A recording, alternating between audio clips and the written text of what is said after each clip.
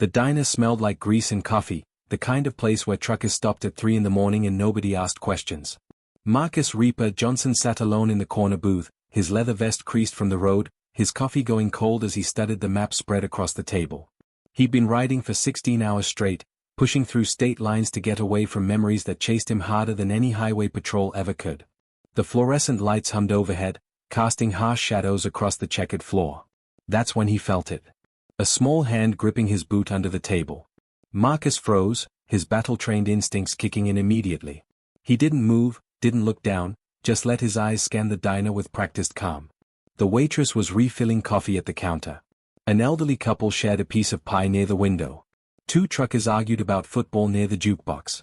Everything seemed normal, but Marcus had learned in Afghanistan that normal was often a mask hiding something terrible. The hand squeezed tighter, trembling. Marcus slowly lowered his eyes and saw her wedged beneath his table, pressed against the wall. She couldn't have been more than 8 years old, her cornrows coming loose, her pink shirt torn at the shoulder. Her dark eyes were wide with terror, and she held one finger to her lips, begging him silently to stay quiet. Tears streaked her cheeks, cutting through smudges of dirt. Marcus had seen fear before.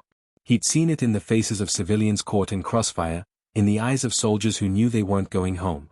But something about this child's fear cut straight through the armor he'd built around his heart.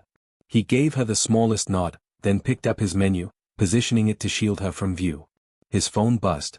Text from his club president asking about his location. Marcus ignored it. Whatever club business waited, it would have to wait longer. The door chimed. A man walked in, and Marcus felt the girl's grip on his boot become almost painful. The man was tall, wearing khaki pants and a polo shirt that screamed suburban dad. His smile was wide and practiced as he approached the counter, but his eyes were scanning, searching.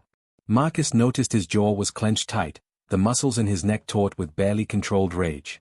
"Excuse me," the man said to the waitress, his voice dripping with false concern. "I'm looking for my daughter. She's 8 years old, wearing a pink shirt. She has some special needs and wandered off from our car. I'm really worried about her." The waitress frowned sympathetically. "Oh my goodness, I haven't seen her, but let me ask around." Marcus watched the man's reflection in the window. He saw how the guy's hands kept clenching and unclenching. He saw the redness in his face that had nothing to do with worry and everything to do with fury. This wasn't a concerned father. This was a predator who'd lost his prey. Under the table, the girl was shaking so hard Marcus could feel vibrations through the booth. He made a decision that would change everything. He shifted his boot slightly, making sure she knew he understood. Then he raised his coffee cup, using the movement to casually adjust his vest, making sure his club patches were visible. The Nomad Rocker. The veteran badge. The symbols that told anyone with sense that he wasn't someone to mess with. The man's eyes landed on Marcus. They sized each other up in that timeless way men do when violence hangs in the air like static before a storm. Marcus didn't blink. Didn't smile. Just held the man's gaze with the kind of cold assessment that came from years of combat. The man looked away first. He thanked the waitress and headed toward the bathroom, but Marcus knew he'd be back. Men like that always came back. They didn't give up their power easily. Marcus pulled out his phone and did something he hadn't done in 3 years. He texted his sister, Lisa, who worked for Child Protective Services. Then he waited, his hand resting on the table, ready for whatever came next. The girl stayed frozen under the table for what felt like hours but was probably only minutes. Marcus could hear her breathing, quick and shallow, like a rabbit cornered by wolves. He'd taken another sip of his coffee when she finally whispered, so soft he almost missed it. "He's gonna kill me this time." The words hit Marcus like a punch to the gut. He'd heard a lot of terrible things in his 42 years, but something about a child saying those words with complete certainty made his blood run cold. He kept his eyes forward, watching the bathroom door in the mirror behind the counter. "What's your name?" he asked quietly, his voice barely above a murmur. "Keisha." "Keisha, I'm Marcus. I'm not gonna let anyone hurt you. You understand me?" A pause. Then, "You promise?" Marcus thought about all the promises he'd made and broken. Promises to his ex-wife that he'd come home safe. Promises to his battle buddy that they'd both make it out. Promises to himself that he'd never care about anything again because caring hurt too much when you lost what you loved. But looking down at this terrified child, he found himself making another promise he prayed he could keep. "Yeah. I promise." The bathroom door swung open. The stepfather emerged, his false smile gone. His face was a mask of barely controlled violence. He walked straight toward Marcus's booth, and Marcus felt every muscle in his body coil tight. Years of training took over. He catalogued exits, weapons, angles. The butter knife on the table could work. The coffee pot the waitress held could scald. The chair could break into clubs. Everything became tactical. The man stopped 3 feet away. "I think you've seen my daughter. She likes to play hiding games. Sometimes she hides under tables in restaurants. It's a problem we're working on with her therapist." Marcus took another drink of his coffee, deliberately slow. "Haven't seen any kids. Just trying to enjoy my breakfast." The man's smile was thin and dangerous. "Mind if I check under your table? Just to be sure." "Yeah, I mind." The tension in the diner shifted. The truckers stopped talking. The waitress froze mid-pour. Even the jukebox seemed to quiet down, though the song kept playing. The elderly couple by the window were suddenly very interested in their pie. The stepfather leaned in closer. "Listen, friend. I don't want any trouble. That's my daughter, and I have every right to take her home. So either you tell her to come out, or I'm calling the police and pressing charges for kidnapping." Marcus finally looked up at him, and what the man saw in Marcus's eyes made him take an involuntary step back. They were the eyes of someone who'd seen death up close, who dealt it out and made peace with it. "Call them," Marcus said simply. "Please. I'd love to talk to the police about why an 8-year-old girl is hiding from her father, terrified for her life, with bruises on her arms. You want to have that conversation?" The man's face went purple. His hand twitched toward his pocket, and Marcus was already moving when the waitress intervened. She was a heavyset woman in her 50s named Doreen, according to her name tag, and she'd apparently seen enough. "Sir, I'm gonna have to ask you to leave. You're disturbing my customers. That man has my daughter. Then call the cops like you said. But you're leaving my diner now, or I'm calling them myself. And I got 6 witnesses who'll say you were acting aggressive and threatening." The standoff lasted another 5 seconds. Then the stepfather pulled out his phone, made a show of dialing, and walked toward the door. But he stopped at the entrance and turned back. "This isn't over. That's my daughter, and I'm taking her home. You're just making it worse for everyone, especially her." The threat hung in the air even after he left. Marcus watched through the window as the man sat in a silver Honda Accord in the parking lot, phone pressed to his ear. He was really calling the police. Marcus's mind raced through scenarios. The cops would come. They'd want to see Keisha. They'd probably side with the legal guardian. Marcus had no rights here, no standing. He was just a biker with a record who happened to be in the wrong place at the wrong time. Or the right place at the right time, depending on how you looked at it. Doreen approached the table with fresh coffee. "She's still down there?" Marcus nodded. "There's a back door through the kitchen. Leads to the highway. My shift ends in 10 minutes, and I got terrible memory about who was sitting where." She walked away before Marcus could thank her. Under the table, Keisha whispered, "What are we gonna do?" Marcus made his second life-changing decision in 10 minutes. "We're gonna run." Marcus's Harley sat in the parking lot like a steel horse waiting for its rider. He'd had the bike for 7 years, through 3 states and 100 lonely nights. Now it was going to be a getaway vehicle. He crouched down beside the booth, finally making eye contact with Keisha. Up close, he could see the bruises weren't just on her arms. There was a yellow-green mark on her cheek, fading but still visible. A cut on her lip that was healing badly. His jaw tightened. "Can you ride on a motorcycle?" Keisha nodded quickly. "My real daddy had one. Before he died." The words explained so much.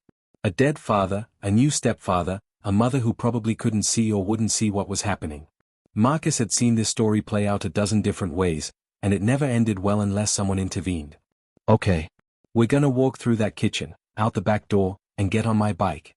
You're gonna hold on tight and not let go. We clear." "Where are we going?" "Somewhere safe. I got a sister who helps kids like you. But first we gotta get away from here." Doreen appeared with a plastic bag. "Made you sandwiches for the road. On the house." She winked at Keisha. "You be brave now, baby girl." Marcus led Keisha through the kitchen, past the surprised cook, and out into the muggy night air. The parking lot stretched before them, lit by buzzing streetlights that attracted moths like tiny kamikazes. The silver Honda was still there, the stepfather's silhouette visible in the driver's seat. Marcus moved fast, keeping his body between Keisha and the car. The Harley rumbled to life with a sound like thunder. Marcus pulled Keisha up behind him, feeling her small arms wrap around his waist. "Tight as you can," he shouted over the engine. Then they were moving, gravel spitting from the tires as he pulled onto the highway. The road unfolded before them, yellow lines disappearing under the front wheel. Marcus pushed the bike harder than he should have, watching his mirrors for flashing lights or a silver Honda. The wind whipped past them, carrying away the diner smoke and the fear, replacing it with something that felt dangerously close to hope. Keisha's grip tightened. Marcus glanced back once and saw her eyes closed, her face pressed against his back.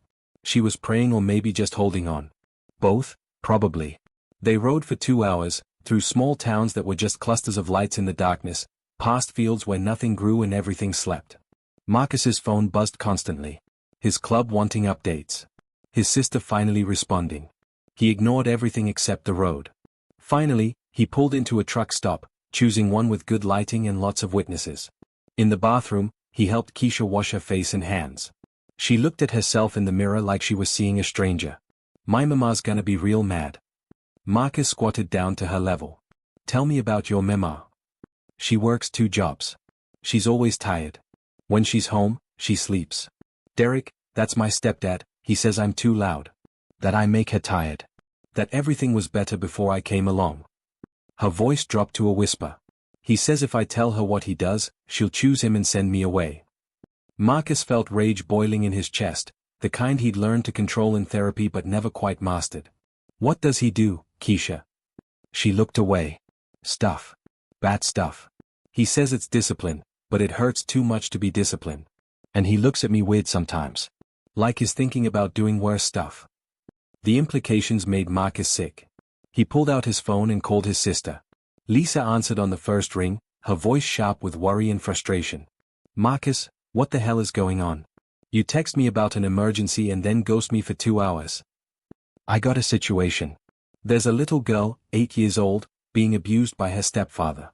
I pulled her out of immediate danger, but I need your help. Official help." Lisa was silent for a moment. Marcus could hear her shifting from concerned sister to professional social worker. "Where are you?" "Truck stop off Highway 40, about 2 hours from the city." "And where's the child?" "With me." "Marcus." Lisa's voice carried a warning. "You know how this looks. You can't just take a child. Even with good intentions, legally you've kidnapped her. Would you rather I left her with the man who was about to beat her or worse? You want me to hand her back so we can follow proper procedures while he continues to abuse her?" "No, but there's a right way to do this." There wasn't time for the right way. Another pause. Then Lisa sighed. "Stay where you are. I'm calling the local authorities and heading your way. This is going to be complicated, Marcus. Really complicated. They might arrest you." "I know. You could lose your freedom over this." "I know that too." Lisa's voice softened. "She must be pretty special." Marcus looked through the bathroom door at Keisha, who was sitting on the floor playing with a toy from a vending machine, looking more like a normal kid than she had since he'd met her. "She deserves a chance. That's all." "Okay. I'll handle what I can. But Marcus, you need to prepare yourself. This might not end the way you want." After hanging up, Marcus bought Keisha a hot chocolate and a package of cookies. They sat outside on a bench, watching 18-wheelers come and go. The night was starting to fade into that pre-dawn gray that made everything look washed out and temporary. "What happens now?" Keisha asked. "Now we wait for someone who can actually help. My sister, she's good people. She'll make sure you're safe." "Will I have to go back?" Marcus wanted to promise her she wouldn't, but he'd learned not to make promises he couldn't guarantee. "I don't know. But I'm gonna do everything I can to make sure whoever takes care of you doesn't hurt you. That's all I can promise." Keisha was quiet for a long time. Then she said, "Thank you for not leaving me." Those simple words broke something in Marcus that had been cracked for years. He put his arm around her shoulders, and she leaned against him, and they waited together for whatever came next. The police arrived 40 minutes before Lisa did. 2 officers, one older and world-weary, one younger and eager. Marcus stood slowly as they approached, keeping his hands visible. Years of knowing how cops viewed bikers, especially black bikers, made him careful. Keisha gripped his hand tight. "Sir, we got a call about a possible child abduction," the older officer said. His name tag read Morrison. "That this young lady?" "Depends on who told you she was abducted," Marcus replied evenly. Her father. Says you took her from a diner against his will. Stepfather. And I didn't take her. She was hiding from him. I just didn't hand her back to someone who was scaring her. The younger officer, name tag reading Chen, crouched down to Keisha's level. Honey, is this man hurting you? You can tell us if you're scared. Keisha shook her head violently. No. He saved me. Derek's the bad one. He hits me and says mean things and touches me wrong and locks me in the closet when Mama's at work. The words tumbled out in a rush, and both officers' expressions changed. Morrison's eyes hardened. Chen pulled out a notebook. The dynamic shifted from potential rescue to potential crime scene. Where are these injuries? Morrison asked gently. Keisha pulled up her sleeves, showing fading bruises and finger mark patterns. She lifted her shirt slightly, revealing more bruises on her ribs. The officers exchanged looks that Marcus recognized. They'd seen this before. They knew what they were looking at. Morrison turned to Marcus. I'm still gonna need to sort out the legal aspects of you taking her. But right now, let's focus on keeping this child safe. You got ID? Marcus handed over his license and veteran's card. He saw Morrison's expression soften slightly when he saw the veteran designation. Brotherhood worked in mysterious ways sometimes. Lisa arrived 20 minutes later in her sensible Honda, wearing jeans and a social services jacket despite the late hour. She assessed the situation with professional efficiency, introduced herself to the officers, and immediately began coordinating. Marcus had never been more grateful for his sister's competence. I'm invoking emergency protective custody, Lisa announced after examining Keisha's injuries and hearing her story. This child is not returning to that home tonight or any night until a full investigation is conducted. The stepfather's claiming his rights, Chen said. He's been calling every 10 minutes. He can claim whatever he wants. These injuries tell a different story. I'm documenting everything, and I'll be filing for a restraining order first thing in the morning. Lisa pulled out her camera and began photographing Keisha's bruises with clinical detachment that Marcus knew hid deep anger. The older officer nodded. What about him? He gestured to Marcus. Lisa looked at her brother. What about him? Did he assault the child? Threaten her? From what I understand, he protected her from an abusive situation and immediately contacted authorities through me. Yes, technically he should have called 911 first, but his instincts to protect the child in danger aren't criminal. The father wants to press charges. Stepfather.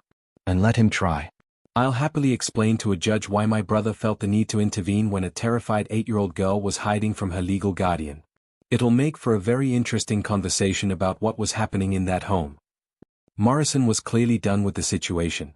Here's what's gonna happen. Miss Wells, you're taking custody of the child tonight through official channels. Mr. Johnson, you're free to go, but stay available. We might have more questions. And everyone's gonna write detailed statements about what happened tonight. They spent the next 2 hours at the police station. Marcus wrote down everything, from the moment he felt Keisha's hand on his boot to arriving at the truck stop.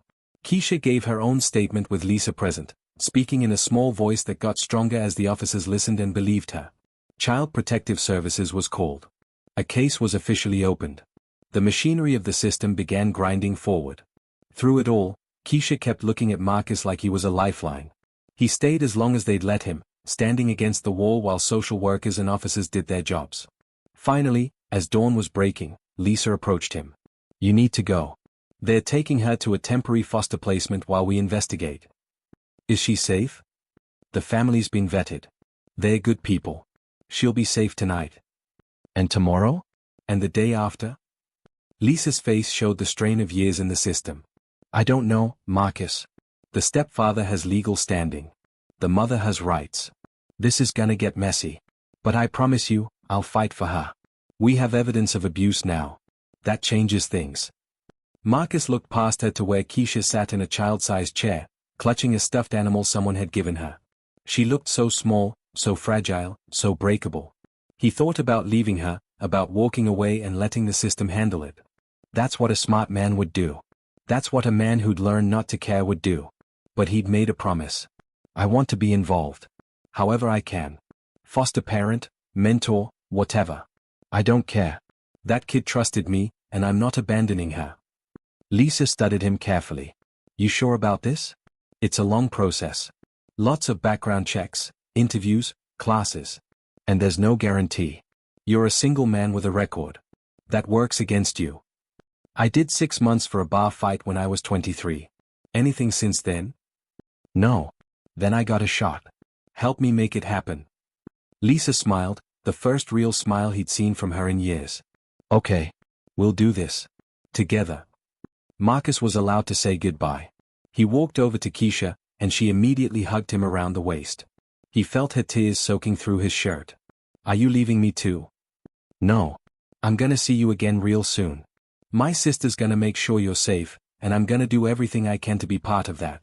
But you gotta be brave a little longer. Can you do that? Keisha nodded against his chest. Will you come visit? Soon as they let me. Promise.